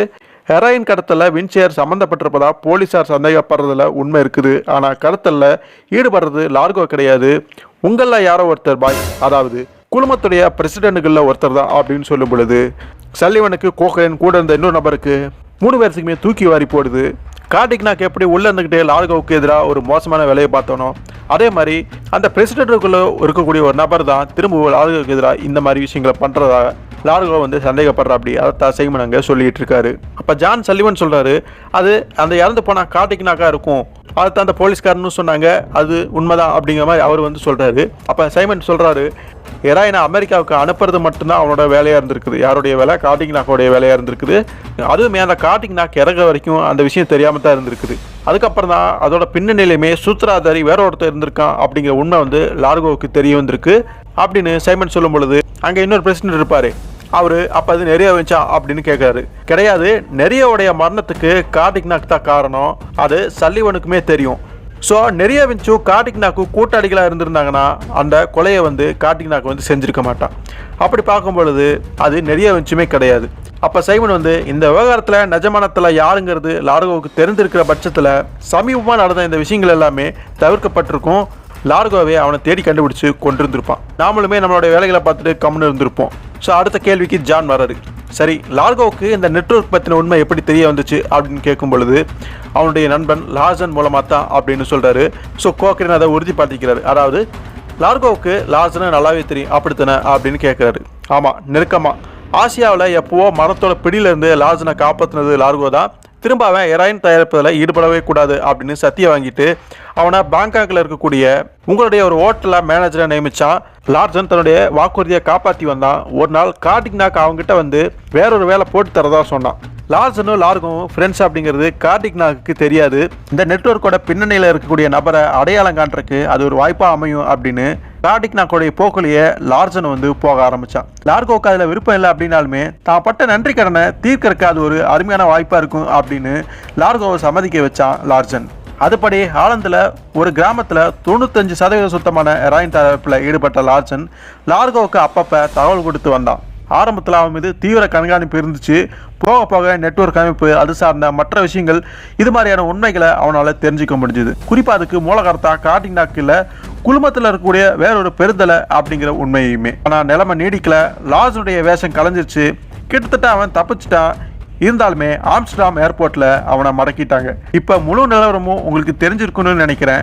நம்ம திரும்ப வந்து சந்திக்கலாம். மிஸ்டர் சல்லிவன், வாங்க மாடிக்கு போகலாம், உங்ககிட்ட நான் தனியாக பேசணும் அப்படின்னு சல்லிவனை வந்து சைமன் வந்து கூட்டிகிட்டு போகிறாரு. அங்கே சல்லிவன் வந்து பேசுகிறாரு. கார்டிக்னாக் ஒரு காட்டான், இப்போ இந்த துரோகி, இதுக்கெல்லாம் எப்போ ஒரு முடிவு ஒரு சைமன் அப்படின்னு கேட்குறாரு. பணம் சம்பாதிக்கிறது மட்டுமே வாழ்க்கையோடைய லட்சியம் இல்லை அப்படிங்கிறத நீங்களும் சரி, உங்களை மாதிரியான ஆட்களும் சரி என்னைக்கு உணர்றீங்களோ அப்போ தான் மலையாக நிறைய வந்து பணம் சம்பாதிக்கிறீங்கன்னு அர்த்தம். உங்கள் ஒவ்வொருவருக்கும் ஒரு மன்னருடைய செல்வாக்கும் சக்தியும் சுலபமாக கிடைக்குது. அதுக்கப்புறமும் பசி அடங்காமல் மேலும் மேலும் வேணும்னு நீங்கள் முற்றுப்புள்ளி இல்லாமல் தேடலை தொடர்றீங்க. என்ன மாதிரியான வெளிப்படையான திருடனுக்கும் உங்களுடைய பாலா போன இந்த குழுமத்தில் இருக்கக்கூடிய மரியாதைக்குரிய பண மிஷின்களுக்கும் பெரிய வித்தியாசம் இருக்கிறதா நான் நினைக்கல. இப்படி தத்துவார்த்தமாக சைமன் சில விஷயங்களை சொல்லியிருந்தாலுமே அங்கே ஜான் சல்லிவன் ஒரு கேள்வி கேட்குறாரு. உண்மை தெரிய வந்ததுக்கப்புறம் லார்கோ ஏன் அரசு அதிகாரிகள் கிட்ட போகலை, போலீஸ்கிட்ட போகல அப்படிங்கிற மாதிரி கேட்குறாரு. அவன் சின்ன குழந்தையா இருந்தப்ப போட்டிருந்த ட்ரௌசருக்கு என்ன மரியாதை கொடுத்துருப்பானோ அதே மரியாதை தான் இன்னைக்கு உங்களுடைய குழுமத்துக்குமே அவன் கொடுக்குறான் ஆசான். லார்கோ போலீஸ்கிட்ட போயிருந்தா என்ன நடந்திருக்கும்? சங்கிலி தொடரில் சாதாரண நபர்களை தான் கைது செஞ்சுருப்பாங்க. அதனால் எந்த பிரயோஜனமே கிடையாது. நெட்வொர்க் வந்து புதிய வேறொரு இடத்துல வந்து திரும்ப முளைக்கும். லார்கோவோட குறி அதோடைய தலை மீது. சில விஷயங்களை கையாளுறதுக்கு லார்கோ தன்னுடைய ஸ்டைலை தவிர வேற எதையுமே நம்புறது கிடையாது அப்படின்னு சைமன் வந்து தெளிவாக சொல்கிறா. அப்படி போலீஸோடைய திறமையுமே நம்ம குறைச்சி மதிப்பீடு செய்யக்கூடாது. இந்த நெட்வொர்க் பற்றி போதை தடுப்பு பிரிவினருமே ரொம்ப சீக்கிரமாகவே மோப்பம் பிடிச்சிட்டாங்க அப்படின்னு சல்லிவன் சொல்லும் பொழுது, ஆனால் அதோடைய தலைமை பொறுப்பில் இருக்கிறது லார்கோ தான் அப்படின்னு அவங்க தப்பு கணக்கு போட்டு அவனை தேடிக்கிட்டு இருக்கிறாங்க. அவங்களுக்கு இன்னமும் முழு உண்மை தெரியாது. நாம முந்திக்கணும் அப்படிங்கிறதா இங்கே சூழ்நிலை. அப்போ சல்லிவன் வந்து லார்கோ உயிரோடு இருந்தாலே அப்படின்னு ஏதோ சொல்ல வரதுக்குள்ளேயே சைமன் வந்து முந்திக்கிறாரு. அவன் செத்துனால இந்த எல்லா விஷயமே அர்த்தம் இல்லாமல் போயிடும். ஆனால் அப்படி ஒரு பயம் உங்களுக்கு வேண்டாம். நம்ம பயலுக்கு எப்பவுமே அதிர்ஷ்டம் இருக்குது. கடைசியாக ஒரே ஒரு கேள்வி சைமன் அப்படின்னு சல்லிவன் கேட்குறது. இது எல்லாமே நீ செய்ய காரணம் என்ன? நட்பா, இல்லை சவாலை எதிர்கொள்கிற துடிப்பா, இல்லை பணமா? கேட்டிங்களே ஒரு கேள்வி. இன்னமும் எவ்வளவோ புதிரான விஷயங்கள் காத்திருக்குது, போங்க சல்லிவன் போய் நிம்மதியாக தூங்குங்க அப்படின்னு சைமன் அங்கே சிரிச்சுக்கிட்டே சொல்கிறாரு. இதோட இந்த சாப்டர் வந்து இங்கே முடியுது. என்னதான் ஒரு பகுதி இங்கே முடிஞ்சிருந்தாலுமே அடுத்த பாகத்தில் தான் எல்லா விடைகளுமே நமக்கு தெரிய போகுது. ஒரு தரமான கதை செம்மையாக வந்து இங்கே அடுத்து என்ன நடக்க போகுது அப்படிங்கிறத அடுத்து என்ன நடக்க போகுது அப்படிங்கிற எதிர்பார்ப்பை கிளப்பி விட்டுட்டு ஃபினிஷ் பண்ணியிருக்கிறாங்க. வீடியோ கொஞ்சம் லென்த்தாக போயிருந்தாலுமே இந்த கதையில் வந்து நிறைய டீட்டெயில்ஸ் வந்து கலெக்ட் பண்ணி சொல்லியிருந்திருப்பாங்க. அது எல்லாமே நானும் டீட்டெயிலாக சொல்லணும்னு நினச்சதுனால தான் இது வந்து இவ்வளோ பெரிய வீடியோவாக வந்திருக்குது. இதை ஈஸியாக சுருக்கமாக கடந்து போயிருக்கலாம். பட் இந்த கதையை எக்ஸ்பீரியன்ஸ் பண்ணணும்னா அந்த டேட்டாஸ் எல்லாமே ரொம்ப முக்கியம் அப்படின்னு நான் நினச்சேன். ஒரு பக்கம் இந்த கதை ஆக்ஷன் கிரைம் த்ரில்லர் பாணியில் போனாலுமே இன்னொரு பக்கம் நிறைய விஷயங்களை எக்ஸ்ப்ளோர் பண்ணுறதையுமே பார்க்க முடியுது. நிறைய விஷயங்கள் நம்மளாலையுமே தெரிஞ்சுக்க முடியுது. ஸோ அடுத்த ஒரு பாகத்தில் என்னென்ன மாதிரியான விஷயங்கள் நடக்க போகுது அப்படிங்கிறத தெரிஞ்சுக்க எல்லாமே காத்துருங்கள். கூடிய சீக்கிரமே அந்த வீடியோவும் வரும். இப்போ லார்கோ வின்ச்சுடைய இந்த கதை, இந்த வீடியோ உங்களுக்கு எப்படி இருந்தது அப்படிங்கிறத கமெண்ட்டில் சொல்லுங்கள். வீடியோ பிடிச்சிருந்து அப்படின்னா லைக் பண்ணுங்கள், ஷேர் பண்ணுங்கள், எல்லாத்துக்குமே தெரியப்படுத்துங்க. குறிப்பாக சப்ஸ்கிரைபும் பண்ணிக்கங்க. அடுத்த ஒரு சுவாரஸ்யமான ஒரு வீடியோலையோ ஒரு கதையிலையோ உங்களை சந்திக்கிற வரைக்கும் நன்றி நண்பர்களே.